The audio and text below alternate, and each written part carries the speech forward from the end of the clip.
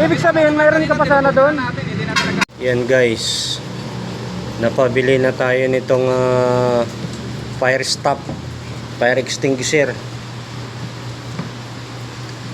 para baon-baonin natin sa motor. Dahil one time may nakasabayan tayong nasunog na motor.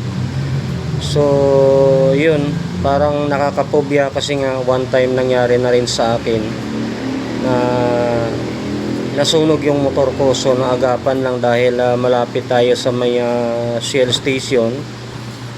So yun, naagapan yung sunog, yung pagkasunog ng motor ko.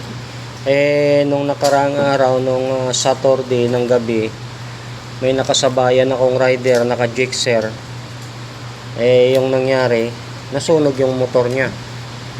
So napakahirap ng sitwasyon dahil wala kang mahingian ng tulong. Talagang sayang yung motor niya, Gixxer pa naman. Ayun, pupok talaga. Wala talagang natira. Bakal, chassis. Pati gulong nasunog.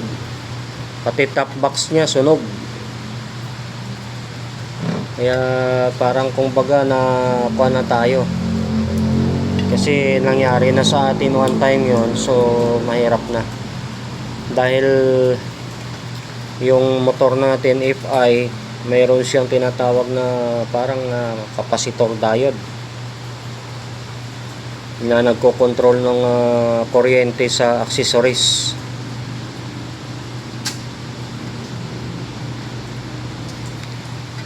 So mura lang to guys, nabili ko sa Shopee, 90 pesos 1 liter, 1000 ml.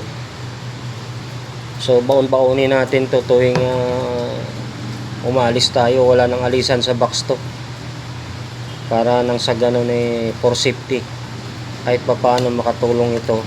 Kasi yung apoy naman, kapag nagsisimula pa lang madaling apulahin, wag lang yung lumaki na, kasi hindi talaga kakayanin kahit may ganito ka, dahil 1 liter lang naman to. Motor nasunog, Gixxer. Hello. Paano lang ng kutsero?